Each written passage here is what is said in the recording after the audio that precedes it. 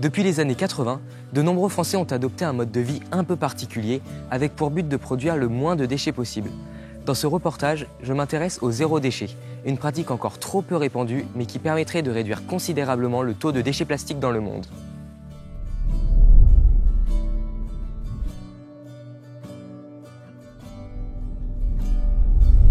Instauré pour la première fois en 1970 par des marginaux et des hippies de San Francisco, le zéro déchet a traversé l'Atlantique et occupe les consciences européennes depuis 2005.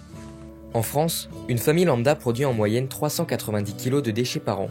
Alors, avant toute chose, intéressons-nous à ce que contiennent toutes ces poubelles. Nous trouvons en majorité de la matière organique, des emballages en papier, carton et plastique, mais aussi des déchets comme des médicaments ou des piles qui sont présents à 20% dans nos poubelles, mais qui ne devraient pas y finir. Nous sommes partis à la rencontre de Lucille, zéro déchet depuis 3 ans, pour lui poser quelques questions. Alors Lucille, bonjour. Bonjour Maxence. Est-ce que vous pouvez nous raconter votre expérience de vie zéro déchet ? Oui, alors ça a commencé il y a à peu près 3 ans avec la découverte du livre de Bea Johnson. Et je me suis rendu compte que je faisais clairement trop de déchets et que c'était logique que j'essaye de réduire. Alors en me baladant dans votre cuisine, j'ai pu remarquer un certain nombre de bocaux. Est-ce que vous pouvez nous expliquer ? Oui, alors les bocaux en verre, c'est un peu le b.a.-ba du zéro déchet, puisque en fait les emballages industriels, souvent c'est à usage unique, ça sert pas forcément à grand chose. Donc maintenant on a l'habitude de faire nos courses avec des bocaux en verre, des sacs en tissu ou des bocaux en plastique, et ça nous permet de réduire nos déchets très très facilement comme ça. Tout est réutilisable. Est-ce que vous avez des conseils à donner aux personnes qui regardent cette vidéo et qui souhaitent se lancer dans le mode de vie zéro déchet ? Oui, alors le conseil que je donnerais, c'est vraiment de ne pas avoir peur d'essayer. Parce que souvent le problème, c'est qu'on n'ose pas essayer quelque chose de nouveau, on a nos petites habitudes et peut-être que ça fait un petit peu peur de changer.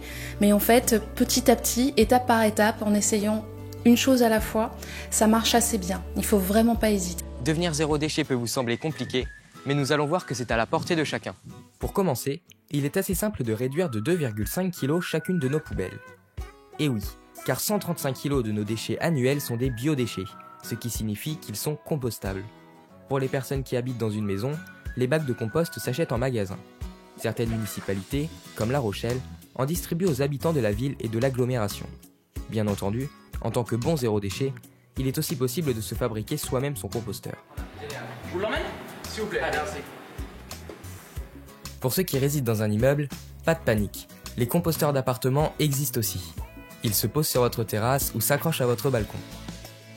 Certaines communautés d'agglomération, comme celle de La Rochelle, mettent en place des composteurs partagés au pied d'immeubles afin de faire profiter les résidents de ce mode de vie sans qu'ils s'encombrent chez eux. Depuis 2014, la communauté d'agglomération de La Rochelle est engagée dans un programme local de prévention des déchets.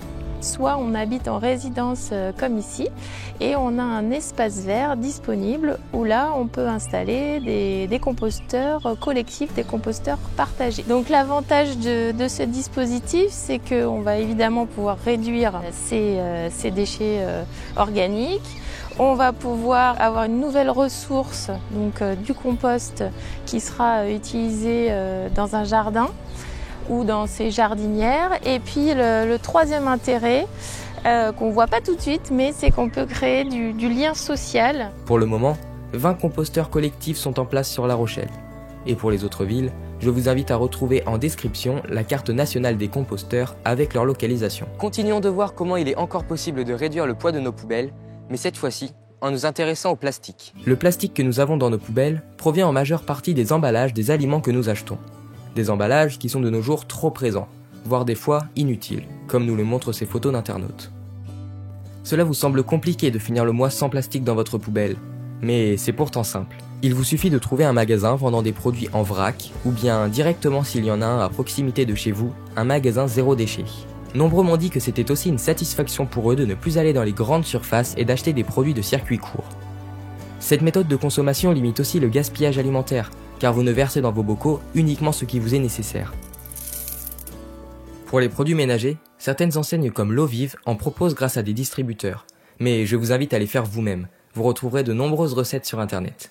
La question qui persiste reste la même, est-il possible d'être zéro déchet en dehors de chez soi ?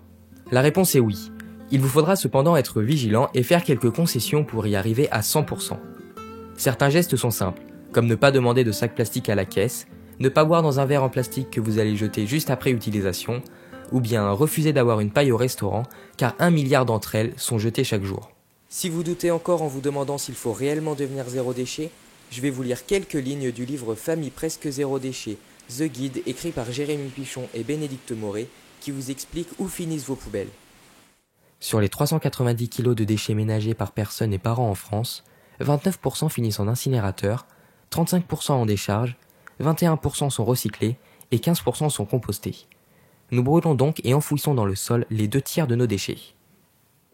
Ces déchets sont l'une des origines du réchauffement climatique, car ils font tourner continuellement les 126 incinérateurs de France qui relâchent dans l'atmosphère annuellement autant de CO2 que 2,3 millions de voitures.